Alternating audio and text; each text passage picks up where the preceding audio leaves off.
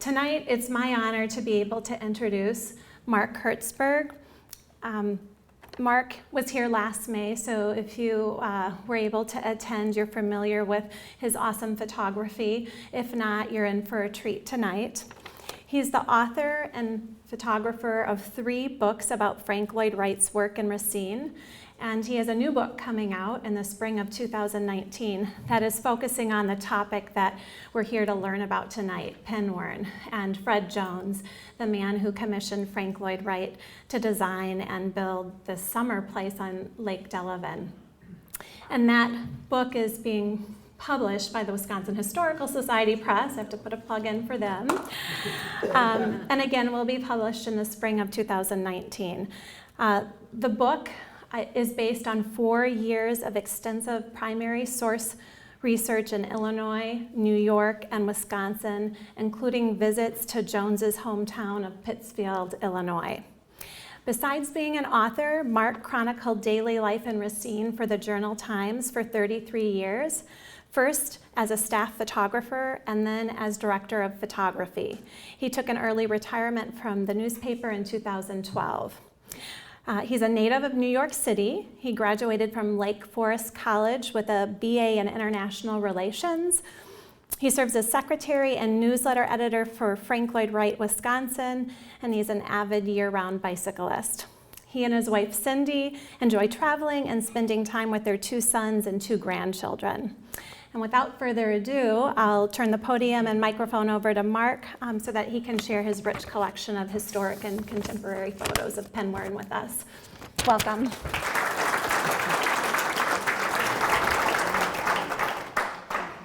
Thank you, Bridget, and thank you everyone for coming this evening.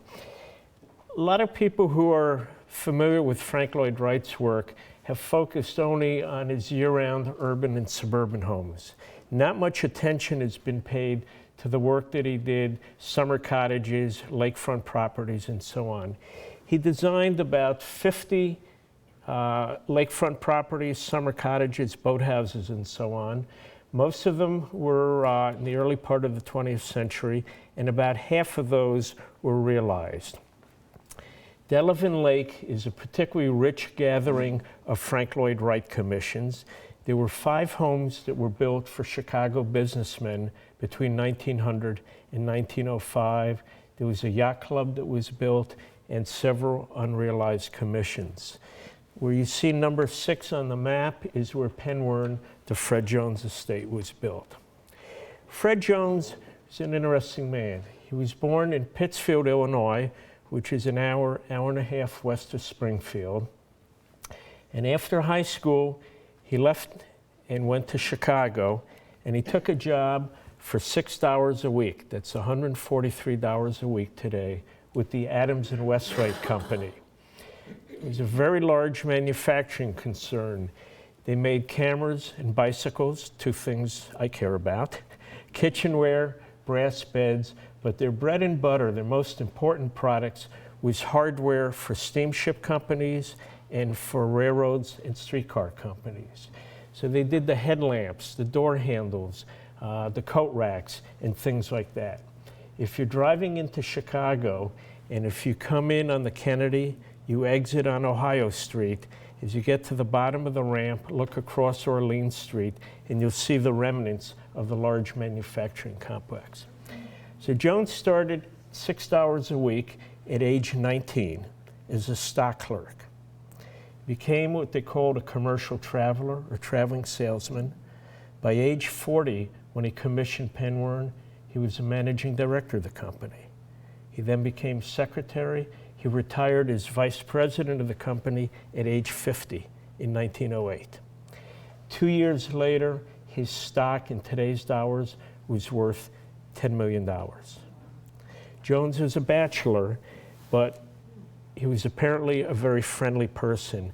It took, as Bridget mentioned, this was a 4.5-year research project, and it was about 3 years before I saw the first adjectives that described Jones. Other than that, we just had the nouns, the dry facts of his life. Eric O'Malley, who some of you may be familiar with his old Prairie Mod website, it's now Wright Society.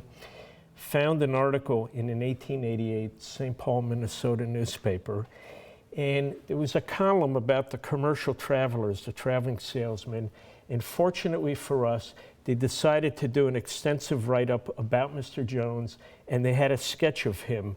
He's in his 30s. I'm going to read a little bit of it. One of the heavyweights of the profession is Fred B. Jones, representing the Adams and Westvike Company of Chicago. He tips the beam at 215 pounds, and he appears to increase in avoirdupois each year. And incidentally, in terms of research, I have his death certificate and his passport application. We know how tall he was. I tried to find an autopsy report to find out his weight, and this is the only indication we found. There's no autopsy report from 1933 anymore. So this is St. Paul, Minnesota. He's a traveling salesman, evidently living in a hotel. For the past 13 years, he has been on the road for the firm which he represents, his specialty being lighting materials and trimmings for car interiors, and his jolly face is like a sunbeam in any assemblage. Fred was born in the Sucker State, that's what Illinois used to be called, 31 years ago, and after leaving school at the age of 18, he started out as a commercial traveler and has proven himself a very successful one.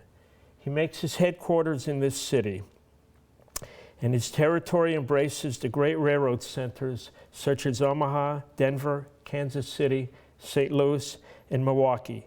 And among railroad magnates, he is a universal favorite. And the next paragraph is very important because it's thought that Jones built Penwern in large part to entertain his friends, to have a summer place to entertain his friends.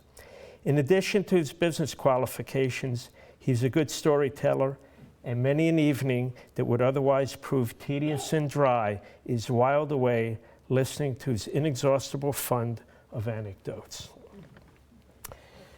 There are only about 3 or 4 pictures of Jones that we've been able to find. This is the only one of him known to exist at Penwern, the summer cottage that he commissioned. And this is probably taken in the mid-20s when he was about 65 years old. Jones never married. He was a world traveler, started traveling before he was 40 years old. We found albums. There's the one in the upper left, A Trip to the Orient in 1899. And my wife, incredible sleuthing job, found in the upper right, the pictures below, Fred B. Jones round the world cruise, the SS Resolute in 1924.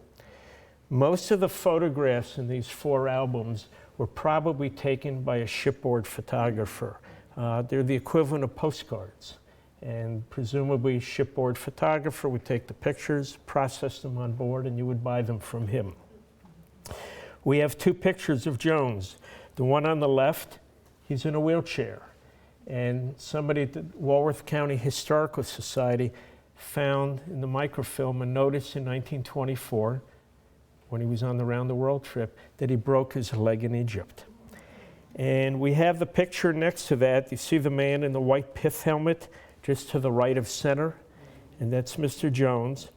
And if you go up the second row from the top, the woman in the dark dress is Dora Mortimer. Dora Mortimer is the mystery woman in Fred Jones' life. And somebody in the audience asked, what can you tell us about Fred Jones? Jones was a bachelor, never married. His brother had gone to Yale. Jones didn't go to school beyond high school education. His brother first married Sarah or Sally Bunn. The Bunn family was said to be the wealthiest family in Illinois at the time. She died. He became the Assistant Postmaster General of the United States to President Grover Cleveland. When he remarried in 1912, he made the newspapers across the country. He married Ulysses Grant's divorced daughter. So Fred, by contrast, they were close, but Fred never married. And we can't discern exactly what the nature of his relationship was with Dora Mortimer. We know from the 1900 census in Chicago that she was single. We know from the 1910 census in Chicago that she was a widow. We know from a passport application in the 20s that she was married to Henry Reuben Mortimer. We could find no record of the marriage, no record of his death, but there's a microfilm note. One of the things that was invaluable in research were the social notes of the two Delavan newspapers. And they often mentioned who visited who on the lake during the summer. They had extensive social notes between Memorial Day and Labor Day. And we know in 1904 that Mr. and Mrs. H.R. Mortimer visited Penwern. One notice in one newspaper said that Mrs. Mortimer was Jones's cousin. That's not true. She's been referred to as a housekeeper. We don't know if that's true. Somebody who was in her 80s recalled to Jack Holzheder that Mrs. Mortimer took care of the big house on the estate. She may have been somewhat of a housekeeper. We know that they traveled together to the Orient. We know they went around the world together. We know they were on the same ship. I can't find cabin records. I don't know if they were in the same cabin. His last home in Chicago, the late 20s till he died in 1933, was the Parkway Hotel in Chicago. He had a suite of rooms at the north end of the 7th floor. It included a small apartment for his cook. Mrs. Mortimer had a small apartment at the south end. So we don't know. She worked for him, social companion. Did they have a romantic relationship? The other possibility that some people have suggested is that he may have been gay and that she was cover for a gay lifestyle. Again, most of the people who visited Penwern were male. So we have this picture of the two of them during the trip around the world. And in 1933, when Jones died, he left very generous gifts to many charities, to relatives, and so on, also to some former employees. And in the will, he said that I know I'm leaving some relatives out. That's being done intentionally. We know, for example, one cousin was left out because he was an adulterer. So Fred Jones took care of the man's wife and the children, but not the cousin. And 5 cousins sued. And they said in their lawsuit, they said that Mrs. Mortimer had exerted undue influence on Fred Jones, feeble-minded and so on, but those are assertions that somebody's going to make in a lawsuit. And part of the bone of contention is that Fred Jones left her a $100,000 trust fund and the diamond ring I wear. So he died in 1933. He also left her the contents of his apartment and a Penwern, except for his library. He and his brother, who predeceased him by 2 years, had 5,000 books, and they left them to the library in Fred's hometown, and he gave Pittsfield $25,000 to build an annex for the book collection. So some of the questions that were important to try to find out were why Jones built on Delavan Lake, and how did he and Frank Lloyd Wright meet? There's a complete dearth of correspondence between Frank Lloyd Wright and his early clients. It's a very rich collection for the later clients, but there's nothing, virtually nothing, from the early 20th century, the early clients. I don't think that they were lost in the fire at Taliesin in 1914, as some people have suggested, because most of the drawings survived. And Eric O'Malley suggests that until Eugene Massillon came along, Frank Lloyd Wright did not have an effective secretary. And maybe he thought there was no reason to keep all the correspondence. Why did Jones build on Delavan Lake? Imagine what life is like in the middle of Chicago in a terribly hot summer. And 1900 was a brutal summer, according to the newspaper files. People were dying in the streets and so on. So there's no air conditioning, there are no electric fans. People are cooking with coal, so you've got coal dust even on a hot summer day. Horses are a primary means of transportation. Horses leave gifts in the street, which become a little more troublesome in the hot weather. Horses die in the street. I mean, there are just a lot of unpleasant aspects. And if you've got the means, which Jones had by then, you're going to look for a summer place. And Delavan Lake was a very popular resort. In the 1890s, there were art classes through the Art Institute in Delavan, and there were several large resort hotels on Delavan Lake. So how did he and Wright meet? There's a list of names I've presented there. Henry H. Wallace is one of the most important. Wallace was in the hardware business, and for a while he worked for a company. Delavan Lake was part of his territory. And among other things, he sold knives that fishermen used. At some point, Wallace opened his own hardware store on Lake Street in downtown Chicago, and he opened a real estate sales business near there, selling land on the lake. He sold at least 100 lots on the south shore of Delavan Lake. So if you bought property on Delavan Lake, chances are you bought it from Henry Wallace. The woman who talked to Wallace's widow before she died in 1950, and Mrs. Wallace told her that Wright was fond of Henry Wallace, and whenever Henry sold a piece of property, Wright would give him a little memento. We have no idea what that was. So Wallace grew up in Oak Park, Illinois, went to Oak Park High School, and one of his classmates was Thomas H. Gale, which doesn't by itself mean anything. But when Wallace got married around 1895, he had only 25 guests at his wedding. So presumably he was very close to the people he invited to his wedding. One of the guests was Thomas H. Gale.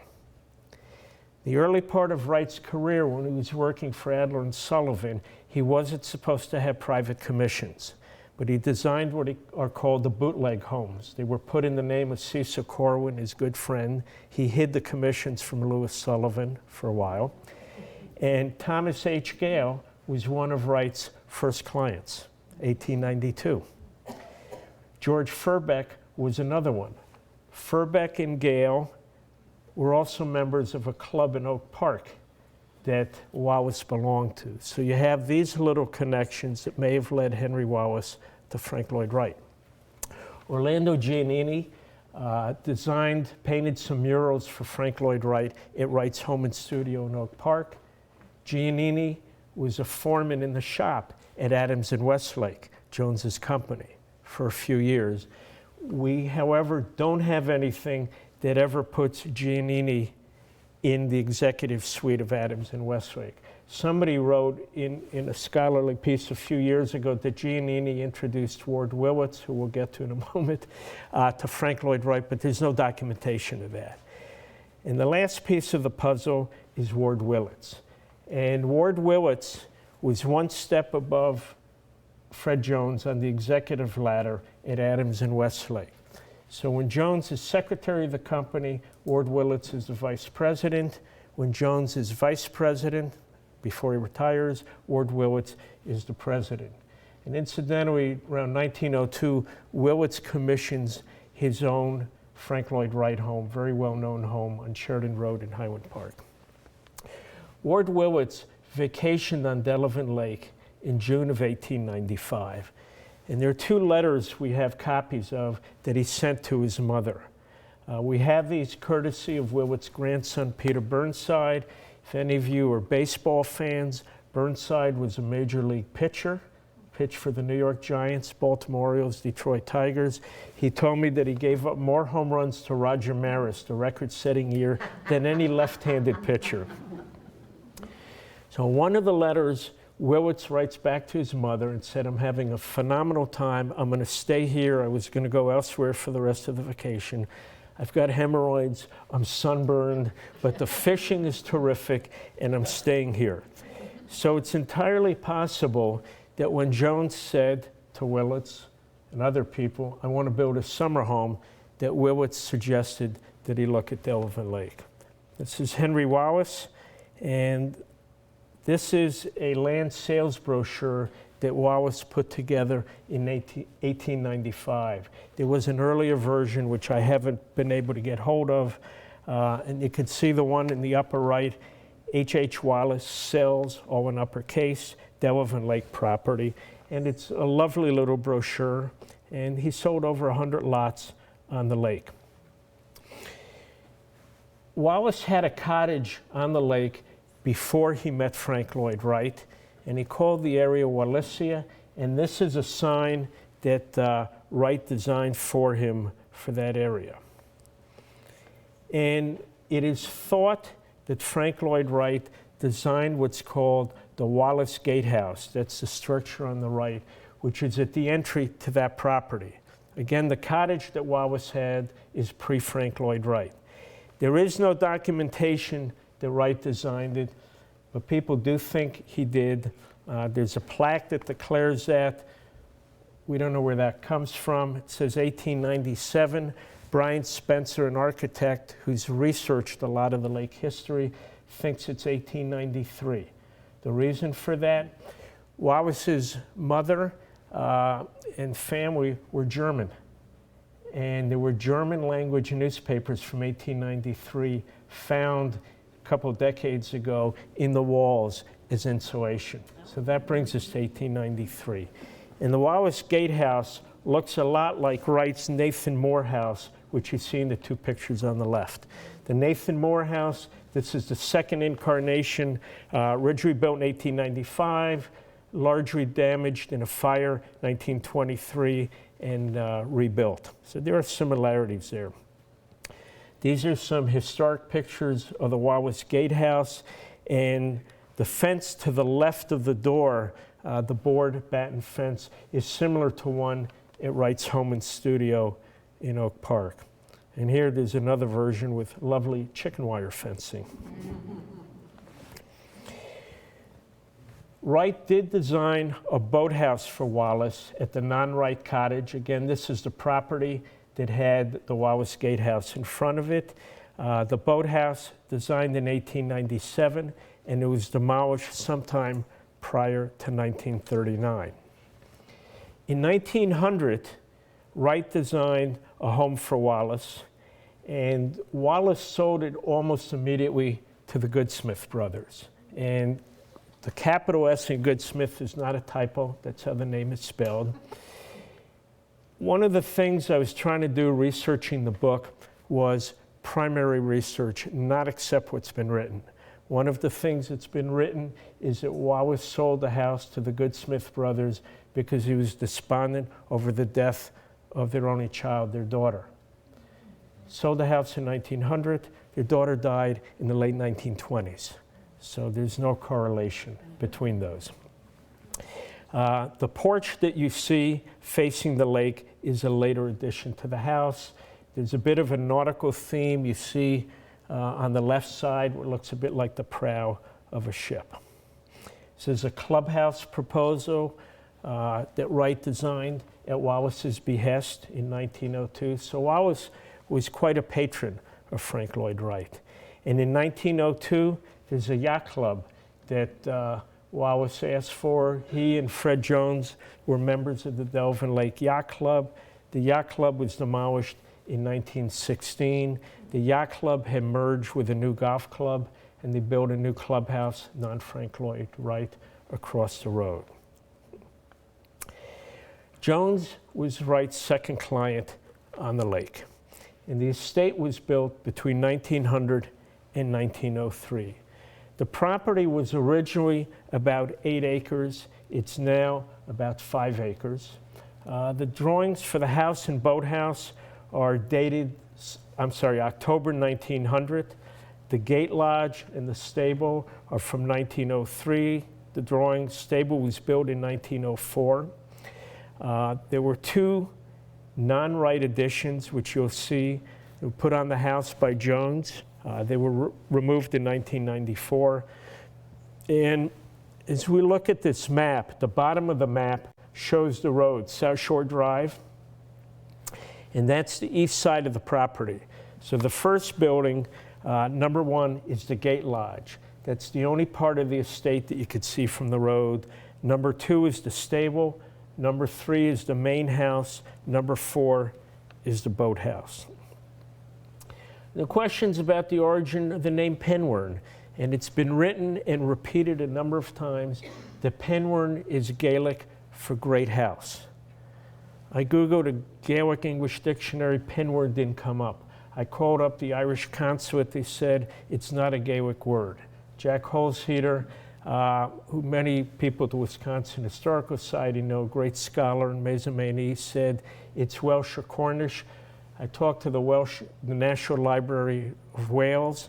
They said it's indeed a Welsh word, and it can mean at the head of the alder tree.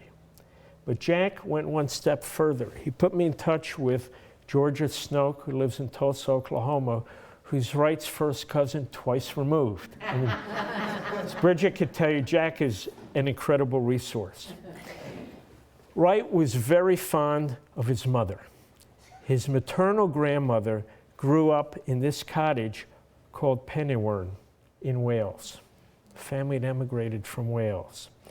And so Jack suggested that Wright possibly gets his American client Jones to honor his mother's Jones family with the name of his estate. It has been written that Fred Jones was related to Wright because of the Jones name. There's no truth to that whatsoever. But this is likely where the name came from. There are 17 surviving drawings of Penwern, and we're very fortunate to have these. The reason why some may not exist, the north and south sides of the house are missing. Again, I don't think they were lost in the fire. And Wright himself wrote about having thrown out some drawings, not necessarily of Penwern. He's talking about Unity Temple, but that he regretted throwing out some drawings. And it's also possible that when he moved from Oak Park to Taliesin, 1911, 1912, that some drawings got lost in the transition. So here we have a view of the east side of the house. If you look all the way to the left, in the drawing, you'll see an open porch. That was taken down when Jones put on one of the additions, and you'll see the additions later. Sue and John Major became the stewards of Penwern, I don't like the word owners, in 1994. And one of the first things they did was to take the additions down. And they replicated on a slightly larger footprint that open porch. They did have it enclosed as a year-round room, first for their children, now it's a family room. What you see slightly to the right of middle in the photograph is a tower. And Jones entertained many, many people, many, many times at Penwern. And there's a card playing room in that tower. Wright called the tower the Pavilion. And men only. Men didn't have to leave the card game when the call of nature came. There was a urinal built into the wall that drained to just outside. So the urinal is now in storage in the stable. This is the west side of the house. The lake is to our left. All the way to the right, again, you could see what was the open porch and is now an enclosed family room. The additions that Jones put on the house were on the east side. So that's the side you saw coming in from the road. That's to your right. And I'm sorry, the south side. And here on the west side, which is facing us. And in the middle, you see the dining room. And the addition, the windows in the middle, there are 4 across, 2 below it. Those windows were covered up by the addition. Just extraordinary that Jones did that. This is the lake side of the house. It's arguably the front of the house. That's called the front porch. You see the pavilion, the card playing room to your left.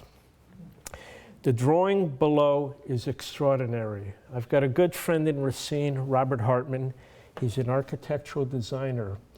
And Bob helped me with research. He figured out some extraordinary things about Penwern. And we didn't have drawings of the north, this side, and south sides of the house. Bob took it upon himself to make drawings in the style of those drawings of Frank Lloyd Wright, of what Wright's drawings would have looked like. So at the bottom is Bob's extraordinary 2-month-old drawing of the lakeside, the north side of Penwern. And this is the south side, Bob's extraordinary drawing of that. So this is the view when you come in from the road, when you come down the driveway. The arch porte cochere, the covered walkway above it that goes to to the card playing room in the tower. Wright often reprised design elements. So you notice the arch porte cochere is a prominent feature of the house. In the bottom right is Wright's first proposal to Henry Wallace for what became the Wallace Goodsmith House. And you see an arch porte cochere there. It was not executed there. That drawing is dated September 1900. It's a month earlier than the only dated drawing for the Penwern main house. Above that, the sunset picture is Penwern. To the left, bottom left, is one of the Gertz cottages in Whitehall, Michigan, about an hour from Grand Rapids, little summer cottage, and you have the same idea in the archway over the little brook below the porch. And that's a couple of years after Penwern, excuse me. Back to the Wallace Goodsmith house. The house is built, except for the open porch, which was added later, in the upper right, and Wright's drawing, the upper left. Bob Hartman wasn't satisfied just looking at the drawing and taking it at face value. He noticed something that nobody else had noticed. And he noticed a faint outline of a covered walkway over the porte cochere and of a tower. And so the drawing on the bottom is Bob having enhanced that drawing and filled in the lines. So we don't know whether Frank Lloyd Wright, proposed or thought of proposing the tower, the covered walkway, and so on to Henry Wallace, or as Wright is known to have done at least one other time, whether he's using as scratch paper one of the Wallace drawings and sketching out ideas for Jones. So either or, we don't know. This is the floor plan of the main house, and you'll notice the three curved porches. Top and bottom are the side porches, east and west side, and all the way to the right is that front porch. They're curved walls, but they seem to have been built with straight walls. Bob, we were talking about this for years and years. Bob is the one who noticed on the drawing very faint straight lines. See those? And Bob theorizes that either Wright figured out or somebody said to him, you can't build this easily with the curved walls. It's just not going to work. And so Wright then draws those straight lines on the porches, and that's how they were built. And again, hats off to Bob. It's one of the things he figured out. John O'Shea, who was steward of Penwern from 1989 to 1994, rebuilt the front porch. It's the big porch to the right with a curved wall. And Sue and John Major had the side porches rebuilt 3 years ago. And you'll notice one of the lovely things, one of the design elements that ties together parts of the estate are the curved lines. The three curved porches, the curved porte cochere, and look on the right, this dramatic 28-foot-long arch spanning the front porch. The house, incidentally, was originally stained dark green or dark brown. All the lake cottages on Delaware Lake were apparently that color, suggested the rustic setting that they had. This is a view. We're getting to another curved element, something Bob Hartman figured out again. We're at the Gate Lodge. Again, the only part of the estate that you see from the road. And I've wondered, the Gate Lodge is not built till 1903. The house is built in 1901. Jones moves into it June 1901. Try to imagine, I don't know what the approach to the estate was without the Gate Lodge, and the house is so far down in the distance, you're arriving, horse-drawn carriage or something like that, but it's hard to imagine without the Gate Lodge. And the little structure that you see with the boulder walls in the upper pictures is the water tower adjacent to the Gate Lodge. And Bob noticed on one of the drawings, you look to the right of the drawing, lo and behold, there's a curved wall there. but only half that wall exists now, as you could see in the two photos on top. So Bob mentioned this to Sue and John Major. Sue and John Major had an excavation done last fall. They have found the foundation of the missing part of the wall. The wall was going to be rebuilt. They are just absolutely extraordinary stewards of the property. This is a boulder bridge, a little bit of an arch on the bottom that leads to the main house. There are very broad eaves. The house is not prairie style in terms of a quick look at it, as you know, in the urban and suburban homes of the era, but there are prairie style elements. He uses casement windows. They're much better for ventilation, as opposed to double hung windows, which he called guillotines.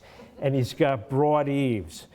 One of the other things you're going to see in some of the photographs is a slope in the ridge line of the roof. This is a Japanese touch, and it's in 3 of the 4 buildings at Penworn.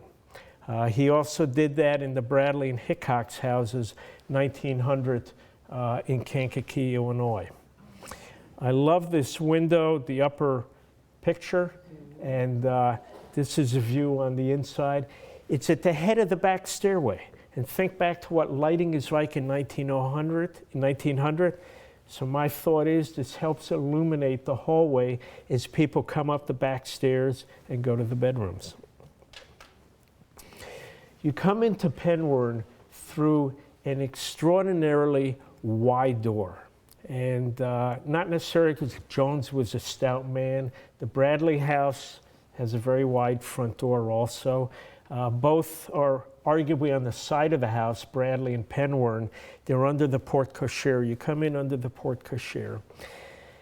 And you may be familiar, people refer to compression and release, or the path of discovery, as Wright brings you into his buildings. And this is the path of discovery in the main house at Penworn. We've just come in the front door. He doesn't wall you off from the rooms. You can look into the living room on the right, and to the center and left center, you're looking into the dining room, and to the right around the corner is the billiard room. There are no walls separating any of this. Patrick Mahoney, an architect, Wright Scholar in Buffalo, instrumental in helping restore Graycliff, Darwin Martin's summer cottage there, observes that most homes have 2 public rooms, dining room and a living room. Penworn has 3 public rooms, dining room, living room, and the billiard room. Jones was a member of the Chicago Athletic Association. I think it's 16 South Michigan. Now it's a phenomenal boutique hotel. And I urge you to go in there, if not just for steak and shake on the ground floor, but go upstairs, and the original billiards room is there, and the lounge, and you imagine these captains of industry. This is not an ethnically diverse or gender diverse crowd, but these captains of industry with their after dinner drinks, clouds of smoke, male banter, but you try to imagine these men in their social club. And Jones lived there for a while. He was head of the billiards committee. He was on the board of directors. So we're back inside. We're in the living room now, and you can look into the billiard room off to the right. The black and white pictures you're going to see in the corners are period pictures. We don't know the exact date, but from Jones's time there. The only furnishings that we know that Wright designed are a liquor cabinet in the billiard room and the dining room hutch in the gate lodge and in the main cottage itself. You see in the center, right behind that sailboat, there's a landing for the stairs. We'll talk about that shortly. That, to me, is a special space. And if you see to the billiard room, and above that is an open balcony. You keep going to the left, that takes you to the pavilion, to the card-playing room. This is an open balcony that overlooks the living room and the billiard room and takes you to the bedrooms of the house. This is looking into the living room again, a wonderful fireplace, Roman brick fireplace. And this is the landing on the staircase. Wright could have presumably designed the conventional staircase in a couple of sections, but he's got several landings here that, to me, in my mind, have a purpose. You come down in the morning, you're going to stop at this landing. If somebody's in the living room, one of your weekend guests, you're going to talk to them. Or you pause to look out to the lake. And if you're going up to bed before some of the other guests, you may stop, say goodnight to them, and so on. And it's a place to pause and reflect. This is the dining room. To the left, if you look along the wall past the fireplace, you see the enormous front door. And past the dining room table is the billiard room. And you see that dining room hutch I mentioned to you. There is a quote on the upper wall at the end of the dining room. That's not from Frank Lloyd Wright. Sue Major had that put there. She was very fond of her late father, and it was a favorite expression of his. Looking the other way with the dining room.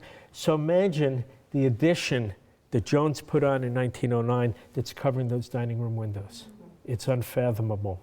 And if you look all the way to the left, we see into the family room. That's where that open porch had been. This is the billiard room. Another fireplace. This is Jones' master bedroom. There was only one bathroom upstairs for 5 bedrooms originally. Sue and John Major have remodeled, so each room has its own bathroom. The only upstairs fireplace until the additions were built was in this, the master bedroom. This was the only sheet of drawings that exists, Frank Lloyd Wright drawings, for the boathouse. It's also dated October 1900. In September 1978, the boathouse was burned in an arson fire. It lay in ruins until 2005. This is what was left from 78 after it was cleaned up to 2005. Sue and John Major had it rebuilt. From that single sheet of drawings, the architect for the project was Brian A. Spencer, who we met earlier. I told you he had done research, the Wallace Gatehouse and so on. The town of Delavan did not want the boathouse rebuilt. They didn't want any more boathouses on the lake. And Brian Spencer called in every chip he had, as he phrased it to me. And I have a copy of the notebook he put together with testimonials from architects, Cesar Pelli, Wright luminaries, people literally from all over the world telling the town of Delavan, you must allow this to be rebuilt. And I'm surprised that the town of Delavan didn't say, forget it, guys, you're not going to tell us what to do. But fortunately, they relented, and we have the boathouse again. And what do we see in here? What did Wright have in his drawing? An arch. Echoes the arch over the porch, the arch porte cochere. So that's the boathouse today. One of the stipulations with modern code, they couldn't keep a boat inside the boathouse. There has to be a pier, so they've got kayaks and canoes in there on the lower floor. The upper floor of it is used for entertaining, dances, and so on. A few views of the boathouse. Do you see the raised ridge line in the roof? Let me go back a second. Wright's drawing. The one in the upper left, and if you look really closely, if you're right up next to it, Wright whimsically, we think it's right, drew a flag on the left flagpole and has a little Jolly Roger on it. Grant Carpenter Manson, who was an early chronicler of Wright's work, Frank Lloyd Wright, The Golden Years is his book, and he calls this a touch of Yedo. Yedo was an ancient term for Japan or Tokyo. So the Japanese influence in this building. This is shot under the archway of the main porch, the front porch. The windows are penworn. Most of the windows are diamond-shaped pane. Wright did not do decorative leaded glass. He had done them for Bradley and Hickox a little earlier than this, the same year. But these are thought to be commercially available patterns. Now we're looking from the boathouse up to the main house. We come to the gate lodge again, the only part of the estate that you see from the road. And Frank Lloyd Wright's drawing of the gatehouse above that water tower to the right. There are 4 bedrooms in the gatehouse. The main house was not heated at the time. And so if Jones came up during the winter, he stayed in the gate lodge. It was heated year-round because the caretaker lived there year-round. And there were fireplaces in 2 of the 4 bedrooms there. These are early postcard views of the gatehouse. The bottom one, if you look, the bottom left of the water tower, and we'll meet it later in more depth, there's a greenhouse that Frank Lloyd Wright had put on the plan. That greenhouse was taken down in the mid-70s, replaced by a carport. Sue and John Major are going to have the greenhouse rebuilt this fall. This is inside the gate lodge. Again, you've got an open floor plan, if you will. We're looking from the living room into the dining room. This is the dining room. I mentioned the dining room hutch that Wright designed that's on the left. Bedroom views upstairs in the gate lodge. The stable. There are 2 sets of drawings of the stable, and the one above, which is not the drawing that was used in construction, is in a much simpler print or hand. We don't know who delineated any of the drawings. We spent months trying to get that figured out, but that's impossible. And the drawing on the bottom is what was built, and the writing on that drawing is more like an architect's drawing, what we're familiar with. You'll notice there's a weather vane on top of the drawing on the bottom, and there is a weather vane with Jones's initials. It's been in the living room for years. Bob Hartman pointed out that's probably the one from the stable. Sue and John Major are having a replica of it made. It'll be back on top of the stable. You see the weather vane to the right? And this is the stable as rebuilt. It was quite distressed shape when Sue and John bought Penworn. Side views of the stable. This is the south side of it, the view as you come from the road, and the section to the left was lost. John Major owned the Wallace Goodsmith house in 1989 when he bought Penworn when it came on the market. So he sold Wallace Goodsmith, and he admits that he bought Penworn with the intent of flipping it right away. He owned it until 1994 when Sue and John bought it. But the day he closed on the property, he sold off strips on the east and west side. That's when it went from 8 to 5 acres. And part of what was lost, in addition to some of the breathing room on either side of the estate, were the paddocks, the back part of the stable. So that's the paddock on the section with the windows you see all the way to your left. The old picture of the stable, and if you blow it up, you do see the weather vane, modern picture of the stable. And we come to altered and lost Penworn. So this is the dining room side of Penworn, the west side, and you see on the left that addition that covered the dining room windows.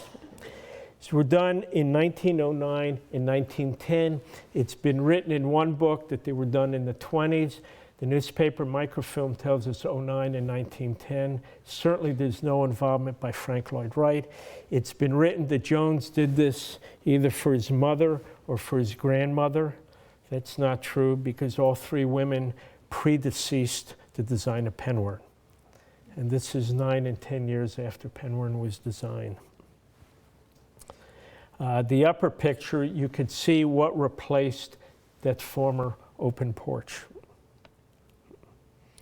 This is a picture probably from the mid-20s. You see the straight porch wall on the main porch, the front porch, that one that now has the round wall. Up above, that's the master bedroom, the awning to the right, center right. Those awnings are gone. What looks like gangsters, we have a wonderful photo album from Betty Schacht, whose grandparents were the caretakers of Penworn in the early 30s. It's a wonderful collection of photographs. Unfortunately, none of them show Mr. Jones in them, but the upper picture, we have a good view of the greenhouse that was on Frank Lloyd Wright's plans. It's a greenhouse that was demolished in the early 70s, replaced with a carport. And Jones loved growing roses. He had another greenhouse built at some point on the west side of the Gate Lodge, and that's the greenhouse you see on the right in the bottom photograph. It shows you the back of the Gate Lodge with that carport instead of the greenhouse. Wright designed gates for either side of the property, the east and west sides toward the lake. This is Burr Robbins, who is the second steward of Penwern. He and his wife Peg bought the estate in 38 or 39. And all of the way to the left, you can vaguely see this metal gate. And it's been described as a wondrous thing that turned to keep the dogs on the property, and it would swing shut after you went out. But those gates were lost, certainly by the time John O'Shea sold the lots on either side. The bottom picture, there's a microfilm article that mentions that Wright designed a trellis at some point for the property. We don't know if this is the trellis that Wright designed or not. The large water tower is not by Wright. It's 1917, and it was for fire protection. It's been written in a book that's very popular that the water tower at the Gate Lodge was demolished. It's not true. It's still standing there. This is the water tower that's gone. And this was gone when the side lots were sold off. This is, well, I guess we call it butchery of sorts, what somebody did to the front of the boathouse at one point. The arch is gone. So this is pre-fire. This is floor plan of the stable, and in the middle, it makes reference to the old barn, but we have found no evidence of an old barn, so we don't know whether it was built around something or not. But this is the size of the stable. To the right, you see that courtyard that led into the stable, and the paddocks for the horses are all the way to the left, and that's what was lost when the property was divided.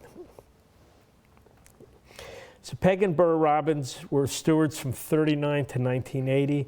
Their son Ross Robbins became the steward in 85. He sold it to John O'Shea in 1989. And Peg and Burr Robbins renamed the property Robbinswood instead of Penwern.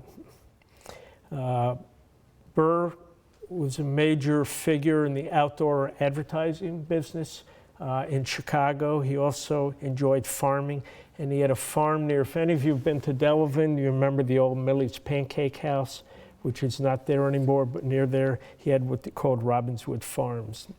It's Ross Robbins and his sister, Terry Canty, reading Sunday newspapers, August 1941, and they're in the billiard room.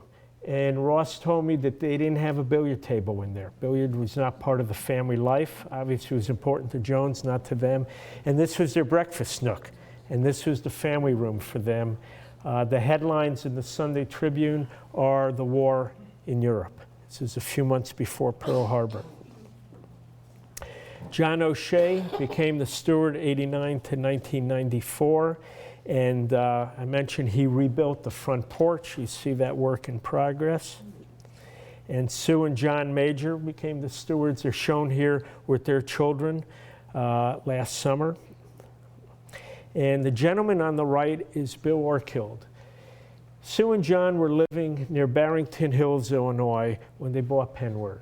And Bill Orkild had a little repair business, handyman business, and he put flyers in people's mailboxes. If you need a window screen repaired or something like that, call me. And he got a call one day from the Major's assistant. Mr. and Mrs. Major bought a home in Wisconsin. Would you take a look at something, please? And Bill basically has not left since 1994. This is Bill last summer with Bob Hartman. Bob is on the left. He's a gentleman who's made these great archaeological discoveries about Penwern and made those two drawings I showed you. And one of the first things that Sue and John Major did was to take the additions off. And John told me that they endured a lot of abuse. They go to the grocery store, people would yell at them because you're ruining a Frank Lloyd Wright house. And people didn't know that the additions were not by Frank Lloyd Wright. They had only known the house with the additions, so they assumed it was part of the original design. It says the carport being taken down. Also at the gate lodge, the open porch had been enclosed by a subsequent owner, so that's open again. So just a lot of work had to be done. This is restoration of the stable. It's been an incredible project. And this is rebuilding the boathouse. And Bill Orkill said it was just incredibly challenging in the dead of winter to do this. But some of the work had to be done during the winter. Peg and Burr Robbins painted the dining room white. That included Wright's wonderful dining room hutch. And you can see the bottom right, Bill Orkill has stripped it down and restored it to what it was originally. These are photographs as he's rebuilding the side porches. He's taking off the straight walls and putting in the curved walls that Wright had originally intended on those drawings. Wright's drawing for the billiard room shows what's called a safe room. And it's been incorrectly written that it was a place that Jones wanted to hide liquor during Prohibition. Doesn't make sense. The safe room, Prohibition comes 18 years after the house is designed, and the feds aren't going to care who's got liquor in their home. And as Jack Holzheater points out, it's a place for a safe, for a gentleman to keep money and his jewelry and so on when he's got weekend guests, when he's up there for the summer. And you see the cross lines, there's a zinc floor in that room. And to the right it says billiard room, and it says case to roll in place. And there are wheels on the bottom of the liquor cabinet. And the liquor cabinet slides out. Jones in 1930 or 31 had the safe room converted into a powder room, little bathroom. So this picture was taken about 3 years ago when the Majors were converting it back into a safe room. So Jones had put a door off to the left going into the billiard room, and off to the right, we're looking past the liquor cabinet into the billiard room. So you could see the case, the liquor case is pulled out. You could see into the powder room. And the upper picture, you see the door in the powder room. And the picture below, what it looks like now, there's now an ingle nook, and the only entrance is the door behind the liquor cabinet. This is a view from that open balcony into the billiard room. And one of the common threads for all the people who've been stewards of Penn is entertaining. Jones loved to entertain. The notes from the lake, the early days, the 2 weekly newspapers in Delvin, they're filled with names of people visiting Penn. Sue and John have a party 4th of July weekend every year. These photos are from. And this is a picture of Burr Robbins. This is the man in the white suit. He raised German shepherds. That's one of his shepherds next to him. Entertaining his male friends in the advertising business, other related businessmen, the white dining room, the dining room hutch, and so on. No women at the table. Burr and Peg Robbins in the living room, they put large mirrors up that covered the living room windows. John O'Shea, told me that his happiest memory of Penn was the party, the wedding reception that he had, and the reception was on the deck of the ruins of the boathouse. And his worst memory is the Aloha party he had at the end of his stewardship. He had gotten divorced, and he's decided to sell Penn to Sue and John, and this is the Aloha party. And you see that addition that's on the west side of the house. The other Wright homes on Delavan Lake, I told you that there were 5 homes in all. You already met the Wallace Goodsmith house. We've met Penn, the Jones house. 1902, the Spencer house to the left, the only one diminutive enough to be considered a cottage in our vernacular, although they're all called summer cottages. It's got a boat-shaped prow front porch, and the Ross house next to it. The Ross house was the first one, and Mrs. Spencer was the Ross's daughter. So they're living next door to each other on the lake. But the Ross house has been considerably changed. The changes came in the 1920s. The house was originally stained dark brown or dark green. And you could see in the drawing from the Wright Archive that there was an open porch and just a single story to the left of the main part of the house. In the 1920s, that porch was enclosed. A second story was put on top of it. And you could see also that a second story was added on the south side of the house all the way to the right. So the interior of the house is much as Wright designed, but the exterior has been altered quite a bit. The Spencer Cottage, the lakeside is what you see in the upper photograph. It was built without a bathroom. There was a bathroom in an adjoining building. That burned down in the 1980s. And the Mullers, who were stewards of the Spencer House, had an addition put on the backside. That's the lower photo. It's got a master bedroom. It's got a bathroom in it. And it's prow-shaped to mimic the porch at the front of the house. The Arthur P. Johnson House, 1905, is the last of the Wright commissions on Delavan Lake in terms of the 5 homes. This is the view from the lakeside. Again, it's been largely altered. It was not board and batten, it was tongue and groove. It's now ephes. It's a stucco-like material. There were open porches in what looks like the middle floor here. Those have been enclosed now, but a third floor, a basement level, was put under the house. It's guest rooms and a recreation room. This is the view from the lakeside. There were other Wright projects that have been written about on the lake. There was thought of a hotel. They wrote in a newspaper in 1913 that Wright was going to design a hotel. There's never another mention of that. These projects that vanished in thin air. And I leave you with the view at sunset from the front porch of Penwern. And the thank you. Many people, a project like this doesn't just happen. A lot of people are very generous with their time, with their knowledge, archives they have, and so on. So I thank you very much for coming this evening.